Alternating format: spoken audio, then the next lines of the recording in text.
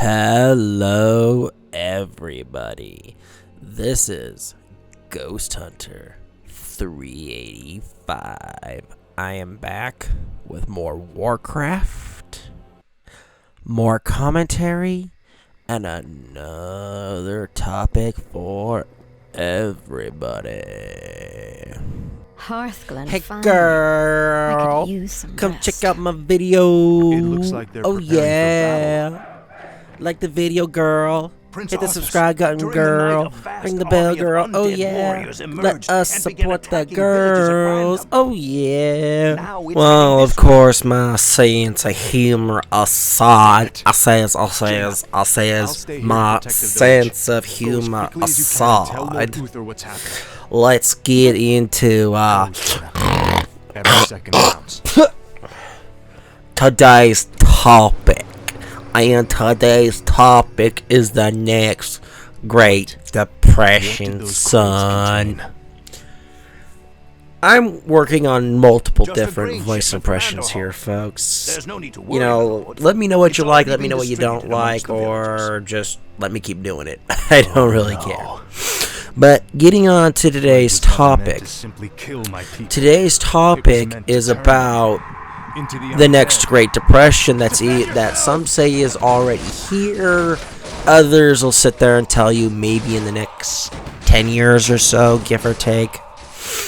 But anyway, how do I know there's another Great Depression right around the kitty corner or right around the corner? Well, let's go check the history books for a minute. Let's flip back to the 1920s. It's World War I has just ended. You have servicemen coming back from overseas after fighting in the war for so many years. All of the dead are either coming back or they're laid to rest in the cemeteries around there, more or less. Father, the king. Well, around those areas anyway. I mean, there's a graveyard in France full of soldiers who died in World War I and World War II, thank you very much, and they were all American soldiers. But I'm getting off a topic here. But, you know, World War I had just ended, and treaties had been signed just after that basically crushed the American steel economy, where you had men who were building battleships and trains, and even the early automobiles at that time, where they were building them all out of steel. Because they were building them all out of steel, you know, the steel market, the petroleum market, basically the metal, oil, and there was one other market that, if memory serves, existed, where you were buying and doing all this stuff, more or less. Now, aside from that there, folks, you know, we also had what happened with the economy and how the stock market just started tanking after a certain period. What should we do?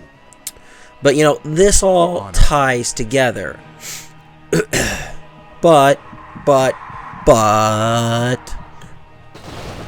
you have to remember that at the time it was metal, oil, and I don't remember what the third thing was off the top of my head that was fueling the American economy. But you also have to remember what else had happened in the world. Basically, Britain and France shoved all their war debt on Germany and basically said, pay our damn bills, you losers of the war. More or less, that is what happened. And, you know, sadly, you know, all of that combined together, then 1929 hit in October, and next thing you know, sell, and then the economy just tanked.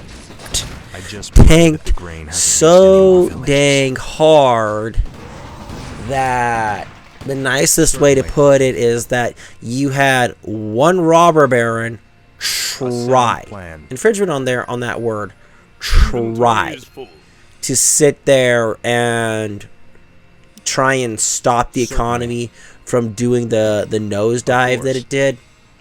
Sadly, it didn't work in that. You know, I wish I could have gotten that Medallion of Courage earlier, but you get it in the side quest in this one. Kind of crappy, but you know. But anyway, you know, you had them trying to flood money into the economy to keep it up, and then next thing you know, everything just went psh, everything crashed. And what happened when the stock market crashed? Inflation hit. The dollar's value dropped exponentially. I mean, if you want to be technical, today, the value of the dollar was still worth more back then than it is now. And that's a really, really, really sad statement when you think about it. Now, I can already sit here, people saying, Ghost Hunter, okay, you've made your point. Yeah, thanks for the history lesson. But how does this apply to today? Well, let's see here for a minute. We have CEOs of multi-million-dollar companies selling off stock that they haven't sold in nearly 20 years. Very nearly 20 years have they not sold stock off in this time frame. Of course. Then from there, the crypto market is exploding, which, depending on who you ask, that could be a good thing or a bad thing, depending on who you ask. But you have them all selling stocks and either buying crypto or excuse me, I lost my train of thought there for a second, or they're investing in precious metals like gold, silver, copper. Copper, yeah, trust me. Copper is going to become really, really pricey. Of course. When things come down to it, trust me, it will. But basically, you have certain amounts of people investing in precious metals and crypto. Now, people will sit there and say, okay, well, crypto's protected. Yeah, crypto has some benefits that you don't normally see in these situations, but is crypto, 100% protected, safe, everything? Sadly, no, it's not. I mean, if you want to be technical to really bring down crypto, all you need are some really high altitude fission bombs going off, and you're dealing with a massive EMP effect, and you fry all modern electrics. Guess what? You can kiss your cryptocurrency being worth anything goodbye if anyone were to do that. I'm not trying to be a nihilist here in any sense. I'm simply stating that's what will happen if basically the entire computer grid goes down. How can you have access to Bitcoin, Ethereum, Dogecoin, or Dogecoin, whatever you want to call it, into any of these markets when these things are traded and sold online? No internet, no computers, crypto becomes worthless. I'm here to help. I hate to say that, but it's the truth. A sound plan. Now, am I going to sit here and be like, see, Ghost Hunter, you're just... No, I'm saying this as a warning. Trust me when I say this. I'm not saying this to be a butthead, whatever you want to call me. I'm saying this to be apt to be fair. If this, and this happens, guess what? This becomes valueless. This becomes worthless. I mean, if you want to be, you want to go Walking Dead here for a minute, guess what happens if you go Walking Dead for a minute where there's a zombie apocalypse? Guess what? Money becomes worthless. Gold becomes worthless. Crypto becomes worthless. The only thing that's going to be worth anything is food, clean water, and enough weapons to protect yourself from the massive hordes of the infected. A sound plan. I'm not sitting here saying, this is what will and won't happen. I'm simply stating here Of course. is that, Stand for the pick, light. it's eeny, meeny, miny, mo. Pick your disaster. Pick your disaster and pray it doesn't happen. Everyone thought the economy was too big to fail. Well, guess what? We're seeing inflation. We're seeing those in the loop The numbers seem limitless. who have access to more money than we'll ever see in most average people's lifetimes. And what are they doing? They're selling their assets and buying stuff that they hope will work.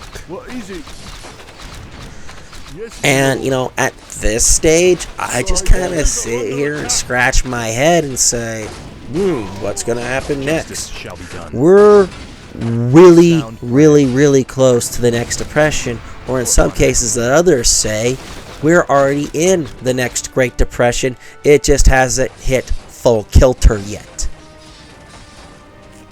I can't say for sure. Light. The only thing that I can say for some assurity is that, protect yourself. Get gold. Get this. Get silver. Invest in this. Make sure if you have a property or properties, make sure that stuff's secured. Make sure you can pay the taxes. Because in the end, if you aren't careful, you could lose it all. Because what happens when the economy dips and inflation goes from the government says this, but we all know that's false. So it's, right around, inflation's been hitting right around 30%. So that means that what happens when we hit hyperinflation of about 150% and the value of the dollar or whatever you're using for your economic standard basically just becomes worthless. Trust me when I say this. Then feel free to tag along. We are going to be crashing and burning here soon, and no one believes me. But this is Ghost Hunter 385 signing off. I will see everybody in the next video.